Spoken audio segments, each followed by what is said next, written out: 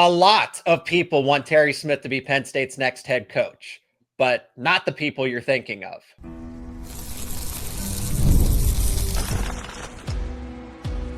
You are Locked On Nittany Lions, your daily podcast on the Penn State Nittany Lions. Part of the Locked On Podcast Network, your team every day. And today's episode is brought to you by Gametime. Download the Gametime app, create an account, and use code LOCKEDONCollege for $20 off your first purchase. That is right. You are locked on to Penn State football and this coaching search. And thank you so much for making Locked On Nittany Lions your first listen and watch every single day. My name is Zach Seyko, and I'm your host of the show, credentialed media member for both Penn State football and Penn State wrestling. It's been a while. Very privileged to welcome back a special guest in Richie O'Leary. He is now over at On3, former manager for the Penn State rival site. So he is still has connections, has sources to Penn State, but focused primarily with Rutgers coverage over at On3, thenightReport.com. Go check out his work. Richie, thanks so much for the time today.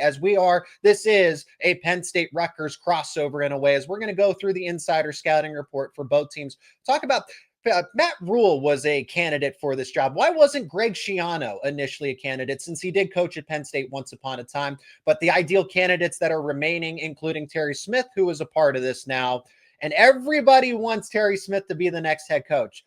I'm not talking about the Penn State administration. I'm not talking about the donors. I'm not talking about the lettermen or the players. Richie, you and I had this conversation already. We're talking about the Big Ten apparatus, the Big Ten conference. And so I don't mean this as a compliment, actually, that the Big Ten would hope that Penn State goes with Terry Smith as its next head coach. Why did you say that the other day? Well, first things first, I'm glad to be back here. A lot to unravel. I don't envy those guys at the On3 site covering this whole Penn State coaching search, or even this season. It seems like it's kind of like been a little bit of hell for them. But as for Terry Smith as a potential head coach candidate, I think a lot of people see him as an interim, and you see the word interim, and if you get promoted to that interim, I think it leaves a bad taste in a lot of people's mouths. Now there are certain cases where it does work, like Brent Key was a good one. Dabo Sweeney was another one. There's a third name that I can't think of off the top of my head that was also an interim that's been a solid head coach. You could technically argue David Braun at Northwestern, but it's still early in his tenure. Ryan Day? Well, that one's like, we kind of knew he was going to be the head coach already. Like, I guess so. Yeah. Yeah, so that one was like premeditated, I guess, technically. Yeah. So I mean, there's just people hear the word interim, and then they see a losing record, number one, which isn't nice. And then you just don't think an interim usually works. Like for Rutgers, for example, I know fans see the interim and they see that and they're like, look what happened with Kyle Flood. You hire it to save that single recruiting class, and then all of a sudden the wheels fall off in the next 2 years, and then you're bottom of the barrel hunting for a new head coach already after 2 seasons. So I just don't think Terry is the guy. I think Terry's a great coach. I think he's a good defensive backs coach, and I think that's his bread and butter, and I think that's where he's probably best at. In terms of head coach, I mean, it's really hard to say what he is, because this Penn State team, as you guys know, is beaten and battered. They're missing so many different players. They're obviously missing a head coach now, and that throws a little bit of turmoil in there. Then you have that midseason little drought, and it is tough. I mean, he's gotten the guys excited, and is it worth it to keep the roster together? Especially, is it even going to keep the roster together, especially in an era where the transfer portal is so wild and crazy? And it sounds like some guys are going to leave and go join Franklin down at Virginia Tech, whether that be players, whether that be coaches. So it might not even save the roster, even if you do hire him. Well, that's the condition, is that, and I've clarified this because after the game, I shared my thoughts on why Terry Smith may be the best candidate for Penn State. But that's conditional. It means that he would need to retain a lot of the coaching staff. Sure, I think it's fair, and I think most Penn State fans would want to see Danny O'Brien move on, Marcus Higgins move on. You'll probably lose Phil Troutwine, but you want Anthony Poindexter around. You want to keep the Penn State legacies in Trace McSorley, Deion Barnes, Dan Connor, right? The guys that have shown proven success already at their respective positions. Ty Howell's a major one. And then Jim Knowles. Okay, so you have a foundation there, but also Stan Drayton. So Stan Drayton and Anthony Poindexter are those ones that are to be determined, but you'd like them to stay. I know that Andy Kotelnicki had a bad season and everybody's ready to push him out, but now notice how when things are corrected, he's not that bad of a play caller. I just think the deck was certainly stacked against him. So if you can keep most of this coaching staff together and the roster, that's contingent on the promotion of Terry Smith in my mind. If you are going to lose a bulk of the roster, this coaching staff is going to look like a shell of itself, then Terry Smith doesn't have as much credence here as a candidate. It's for him being able to bridge everything and not let it go into a total reset. Now, the transfer portal is there, so we'll talk about some other candidates for Penn State soon enough here on the show, but Bob Chesney or whomever else that they happen to go with, even if it's still going to be a reset. If you're able to prevent that while at the same time, hey, okay, well, allegedly the donors are interested in making Terry Smith the guy. The lettermen have been out. I know it's Michael Robinson specifically, but he's speaking on behalf of the lettermen that they are very vocal and would like Terry Smith. I do like the idea of a Penn State guy being the head coach as opposed to an outsider. But that's not just I'm not saying hires Terry Smith for the vibes. There's more than just the convenience, but that is a plus. That's not the only reason, though. Yeah, I mean, here's the thing. Like, they're already down to 10 commitments, so you're going to have to redo this entire recruiting class. If you bring in a new coach, he's going to bring his recruiting class with him for the most part. They're down to 10 commitments, but they're also going to be down to like 6 or 5 at this point because you got Terry Wiggins visiting Colorado. You got Matthew Lama visiting Virginia Tech. Actually, you could just insert any name here for visiting Virginia Tech. Other than Jackson Ford. Ford seems the only one to be on board. Yeah. So it is a concern there. So you would have to rebuild the entire recruiting class. As for assistant coaches, I'd be shocked if Poindexter stayed. I think he's either going to go to Virginia Tech. He's a Virginia guy. Obviously, we know his Virginia ties. But he's a UVA guy. I agree. Yes. I think he would in a heartbeat, unless he gets a defensive coordinator position, which we've been talking about for years on the former Penn State rival site. But also president here of the I Hate Marquise Higgins club over here. He is just awful. And somehow the wide receiver room regressed again, despite getting more talent in the room, but neither here nor there. So I don't even care if he stays or not. To be honest, I don't think Penn State fans care if he stays or not. Yeah. So then there's some interesting ones. Like, does Dan Connor leave? We know he's very close with Franklin. Franklin gave him his first full-time assistant coaching job as the linebackers coach.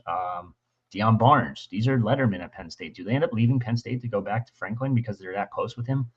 I don't know. So it's going to be a huge rebuild no matter what. So I just feel like, number one, getting a guy with head coaching experience, someone that can manage a roster too. And you want a winner. And that's where I think that's why there's a reason that Bob Chesney is probably one of the top, if not top names right now. I think he's a very good coach. I just think it's very risky because he hasn't been to JMU long. Other than that, it was Holy Cross.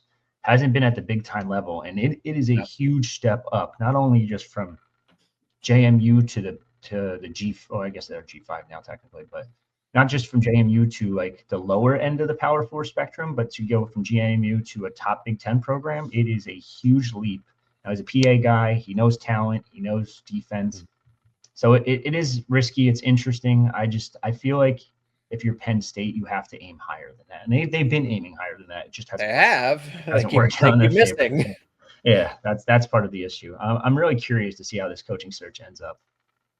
Well, Terry Smith reportedly got an interview this week. How that went, if that was just a formality, because I've also heard rumors that it is a formality. It's not under serious consideration, even though he has proven that, hey, what he has proven is that he has shown the ability, whether that's over the long term or just the short term, he has shown the ability that he can manage a big time program. He has an appreciation for Penn State, being an alum, being a former player. I think that's valuable. It's not the end all be all, though. Again, it's contingent on, do you keep Deion Barnes, Dan Connor, right? A lot of important assistant coaches. Do you keep a bulk of the roster?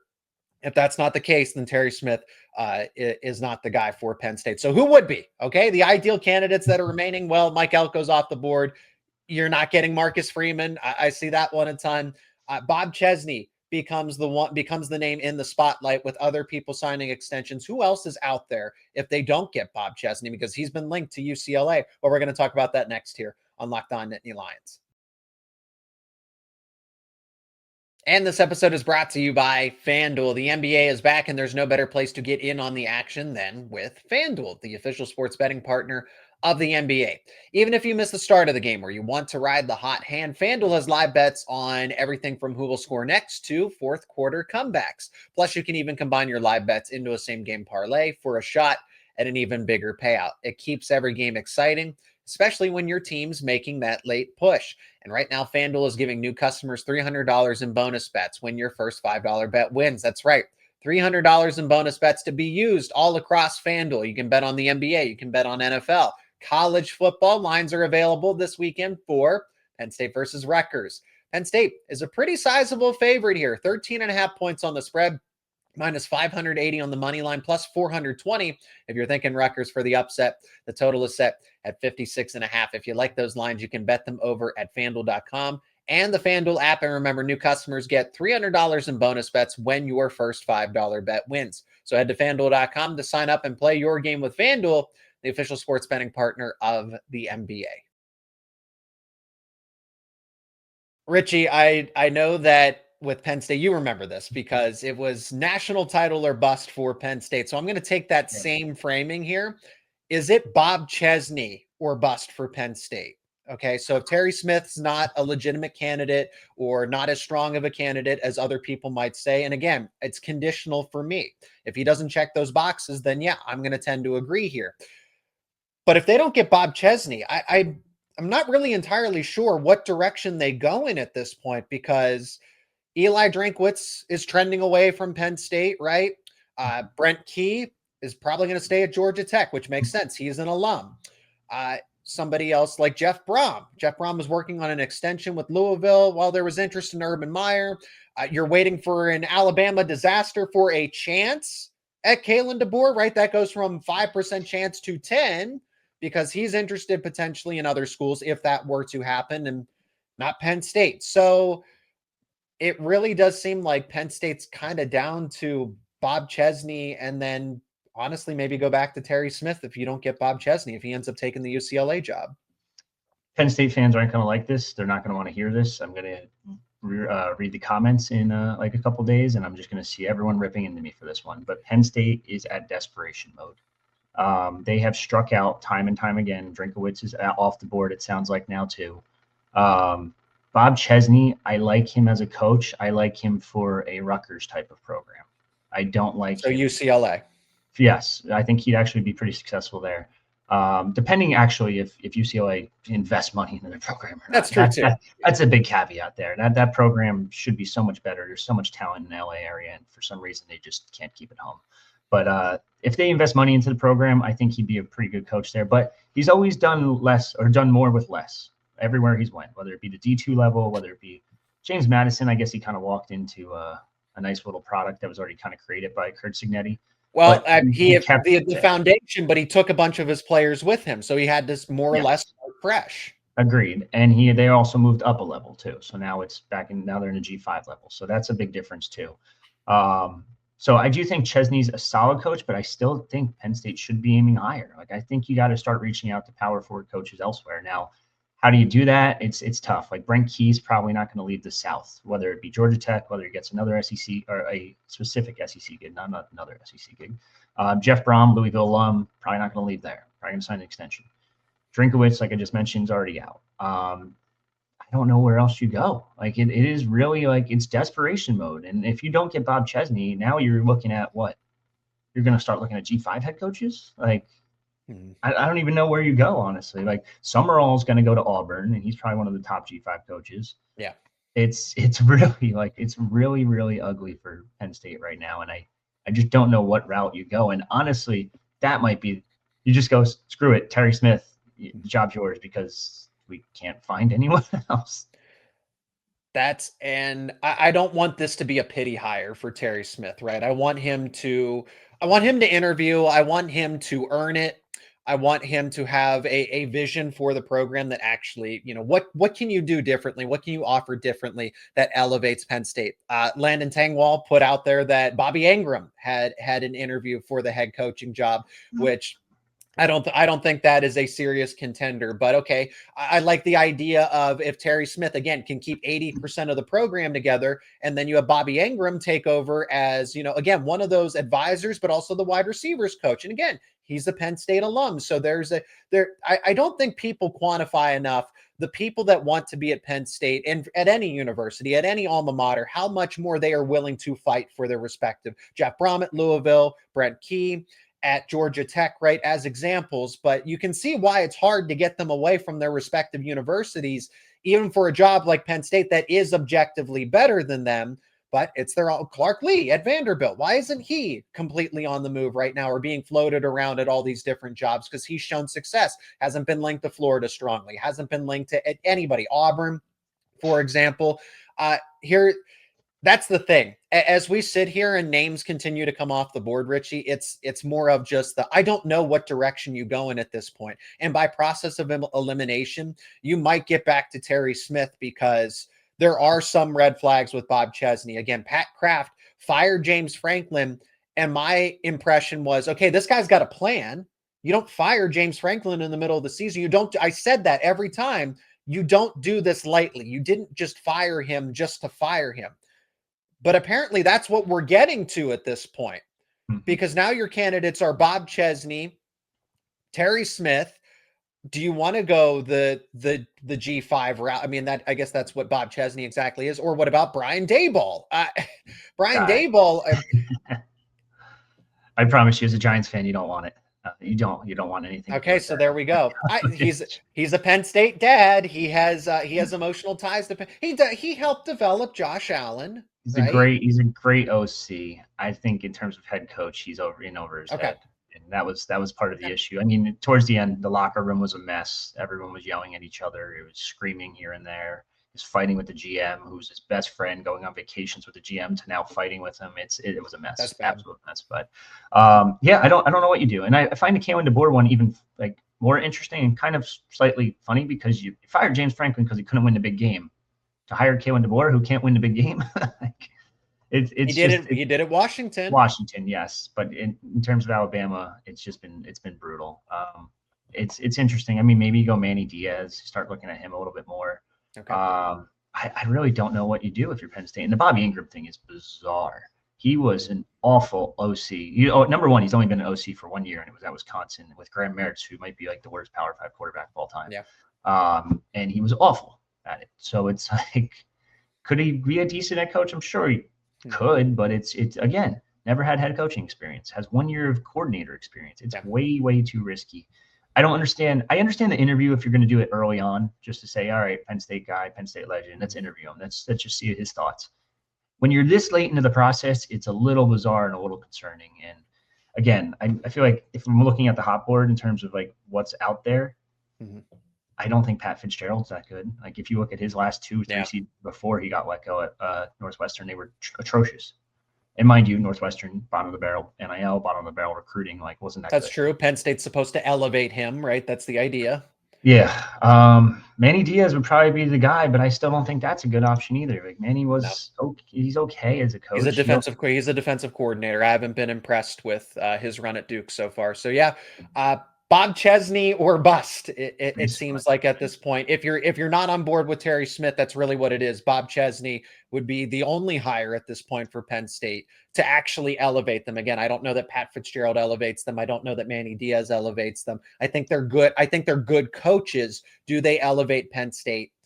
Probably not. Right? If I'm going to have to pick a side. So let's get back to the present. Penn State versus Rutgers playing this weekend. This is a game where Penn State has bowl eligibility on the line. There's a lot of familiarity with there's a lot of familiarity with Rutgers as well, between Greg Shiano being the head coach, offensive coordinator Kirk Ciarrocca there now. This is a Rutgers team that they have a respectable offense that Penn State's got to be aware of. We'll talk about it next here on Locked On Nittany Lions.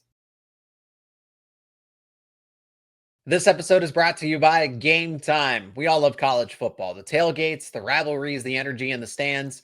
There's just nothing else like it. But let's be real. Actually getting tickets can feel like more of a battle than the game itself. Endless queues, hidden fees, prices jumping at checkout.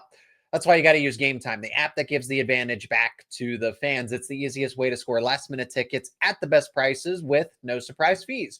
What you see is what you pay. You can pull up Gametime, and in just a couple of taps, you'll see amazing deals. I'm talking about your favorite college football games for as low as $25. And if you've never been to a venue, you've never been to a stadium before, Gametime has this awesome feature where you get to see your point of view ahead of time. Select your seats, you'll see a POV, so you don't have to second guess yourself going to that new stadium. Take the guesswork out of buying college football tickets with Gametime. Download the Gametime app, create an account, and use code LOCKEDONCollege for $20 off your first purchase. Terms apply. Again, that is promo code LOCKEDONCOLLEGE for $20 off. Swipe, tap, ticket, go. Download Gametime today. So to circle back to Greg Shiano, Richie, because again, went off to the NFL. He seems like he's all in on Rutgers, but again, he coached at Penn State for a period of time. Really likes Joe Paterno, or at least really respects him. So that's why it was always interesting to me that, okay, you have Matt Rule as this, supposed candidate for Penn State. I guess we should have mentioned him in the last segment of being somebody they could circle back to. I've just always been curious why Greg Shiano was never even mentioned, but as you've stated before, it's that Shiano is all in on Rutgers. Yeah, he's all in on Rutgers, Jersey guy through and through, loves everything about it, puts his heart and soul into this program. And I say that not just like as a coach in general, but this athletic department, it was a mess under the former AD.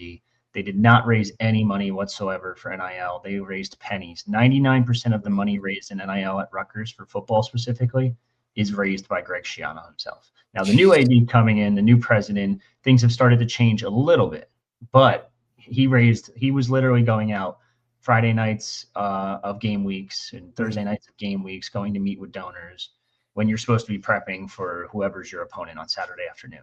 He was doing all that while trying to also manage a team, while also trying to fix defense because the defense was an issue. Ended up taking over the defense this year because it was a significant issue. So it's been he puts his heart and soul into that program. I know for a fact that he has slept in that facility probably more than he slept home this season. Bowl eligibility on the line for both teams. I've liked this. I've respected this Rutgers team from afar, watching the game against Iowa early on in the season, and I thought that was a game they should have won too. I thought the refs. I didn't think the refs did them any favors in that game. A lot of holding against Iowa's secondary, but Rutgers was able to move the football with ease up until maybe the final few minutes at the end of the fourth quarter. And I said, okay, this is against a Phil Parker-led Iowa defense. Ethan Kaliakmanis is throwing the football around. Kirk Ciarrocca, again, that's why I will never overlook somebody. Just because you failed at a previous institution doesn't mean that you can't succeed somewhere else. So that's why Brian Daboll is still going to have some intrigue. I guess Pat Fitzgerald in respect to Penn State. But you look at Kirk Ciarrocca, and Penn State fans are like, oh, that guy's terrible, awful offensive coordinator. He was good at Minnesota.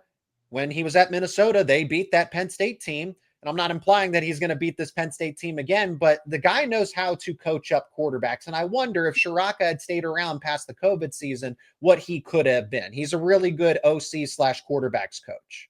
Yeah, I think that COVID season, I think we kind of just got to call it a wash for most programs. It was such a weird year. You weren't able to get with your guys as much as you were with meeting rooms, with film. Well, now film room, I guess you could have handed out iPads and shit. But it was very, very difficult that entire year just to coach in general. Not to mention, I feel like a lot of people didn't even think the season was going to happen. And then the Big Ten's like, hey, it's October. Yeah, screw it. Let's do it.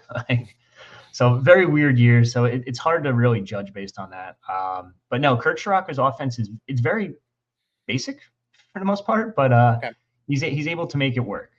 It's a run-heavy offense. Rutgers has always been a run-heavy offense. This year they slightly switched a little bit more to a pass-happy, but they're still run-dominant at the end of the day. He spreads the ball out. Nothing crazy. Inside zone runs. Wide receiver core is just really good, but everyone that I've talked to when talking about Kirk Ciarrocca, and he tells this to his quarterbacks too, it takes 3 years to master his offense. And that's what you're kind of seeing. He's a poor man's Jim Knowles on the offensive side is what you're telling me. Basically. So it's interesting though, because like you hear that and you're like, okay, I saw Ethan Kaliakmanis last year throw for 53%. This will be his third year with your offense technically if we date back to his Minnesota years with Kirk. So he had 1 year with Kirk in Minnesota, joined him at Rutgers last year, throwing for 53% and 50, I think it was like 52% over the past two first years. All of a sudden, it's year 3 with Kirk Ciarrocca, and Ethan Caligman has almost jumped 10% in completion percentage. The offense is kicking on all cylinders. He's approaching 3,000 yards. I don't know if we'll get it. I think he's like 220 away or 230 away, something like that. It'll be close, but I mean, it's year 3, and he's throwing the ball around, slinging it, and the numbers are kind of proving that year 3 thing is actually legitimate. And he's got multiple options in the receiving game. When I look at this Rutgers team, I'm eager to see that matchup between A.J. Harris and Elliott Washington on Davian Collins and Darius Dixon as well, who has put himself in the rotation pretty consistently as a true freshman. And I guess that's kind of what we expected here with Dixon just being as talented as he was out of the state of California. But you have a tough test between KJ Duff, Ian Strong, and DT Sheffield, where Penn State can always have the upper hand. We saw it against Nebraska. We saw it against Michigan State. Is Rutgers' offensive line is abysmal. And the only way that you're going to be able to throw the ball downfield is if your offensive line settles in. So I will take Denai Dennis Sutton, Zane Durant, Zariah Fisher, and these new blitz schemes that Jim Knowles has come up with here with Terry Smith to be able to at least limit the explosiveness of a Rutgers offense on Saturday. I would not go as far as to call them abysmal specifically. I would say they're actually middle of the pack in the Big Ten. They are very, very good this year. I see 33 sacks. I see 33 sacks, and I think I haven't watched as much Rutgers football as you. They're better than what they were expected to be. Put it like that. And there's also a caveat there. They are on left tackle number 3. First left tackle got hurt in the first week of spring camp. He was a transfer from Lafayette and Ryder Langsdale, really talented kid. Second left tackle, Dante Chin, gets hurt game 2. And it's like, okay, now what do we do? It's a redshirt freshman, either from Long Island, who was from, not from Long Island, from Long Island University. So making a huge jump. Now, mind you, he was an FCS All-American there. Yes. Or you move your right tackle over and Tyler Needham, and that's what they did. Now, the tackles are probably the biggest issues, and that's what really scares me with Denai Dennis Sutton. I know him all too well. He's very, very talented. He's just next up in insert edge rusher here from Penn State, drafted in the first round. So it's going to be a pretty tough one this weekend. So I'm intrigued to see how that happens. But the interior is pretty good. It's pretty stout. Gus Sawinskis has been there for a while at center. Brian Felter's been there for a while at left guard. Right guard's Kobe Asamoah. Those 3 have been together for now 3 years in a row as the starters. So they're pretty stout. They're pretty solid. And then on top of it, you have Pat Flaherty as the offensive line coach, 40-plus year coaching veteran, 2-time Super Bowl champ with the Giants as the offensive line coach. So kind of knows what he's doing. But, I'm intrigued to see how this works, how it's going to work out. Can they stop Zane Durant on the interior and kind of just create a couple holes for the Big Ten's, number 2 leading rusher right now in Antoine Raymond? So talented offense, though. Yeah, they can move the foot in pass protection. That is where I'd be most critical of them. Again, I see 33 sacks, and it's like, oh, you have to pay attention to this. And it seems like it's the same case. The blueprint that succeeded against Michigan State and against Nebraska can defensively work again against Rutgers. Your tackles are questionable. You run the football well, but if you sell out in the middle, if you run some linebacker blitzes, if you run some twists and stunts to free some people up to make plays, and then you force Rutgers into some obvious passing situations, that's going to be the formula again. So the same thing that you saw Penn State try to do defensively against Nebraska, that'll most likely carry over to Rutgers without being so oversimplified. But in basic terms, that's what it is here. Are we expecting a lot of points? Because I am. Are you expecting a lot of points? Because Penn State's offense just continues to take steps forward. They're playing with confidence. They are motivated, whether that's to get Terry Smith the job or anything else. This team just looks so much different than it did from those games against Northwestern and UCLA. And on paper, Penn State's just so much more talented than Rutgers. The spread currently as it stands, give or take 13, 14 points. The total is set at around, again, give or take 55 points. I can see Penn State easily getting into the 30s again. Can Rutgers get over 20 points, right? Would they be able to get to 24, 4 touchdowns? I don't know that I'd go that far, but I can see Rutgers getting into the 20s and Penn State potentially getting into the 40s. So I'm actually looking at PFF, and I know it's not gospel. Don't take it as gospel either, but 16 sacks given up on the year. So I don't know where the 33 came from, but I'm sure you found it on a different website or something. ESPN? Yeah. Really? It says 33 sacks. It says 16 on PFF. So that's where it's interesting because I didn't think they gave up that many. But either way, I do think the offensive line's better. Oh, is that Callie Ekmanis as a runner? Is that what that is? Oh, that might be it. That could be correct. Yeah. This is why you have to look at all sources. Yeah. That is on me. No, all good. I was going to say, I was like, this offensive line's been pretty solid this year. Like, It's because when he carries the football, college doesn't differentiate between them. Oh, gosh. That's a stupid rule in its own right. But yeah, I know. Regardless, change it. In terms of this, what is the over-under? I don't even know. It's probably 55. 55. So we have a joke running on our podcast, on the Night Report podcast. It's called the Rover, and we've been taking the Rover multiple weeks in a row. It's called the Rutgers over. The over has hit so many times, not only because the Rutgers offense is good this year, because the Rutgers defense is awful this year. It's one of the worst in Big Ten history. It is actually on pace in terms of yards per play given up to be the worst Big Ten defense this century. Rutgers needs to score over 30 if they're going to beat Penn State. 30-27 Rutgers. Okay. It's a weird number, but no, it's not. There you have it. Scored on me.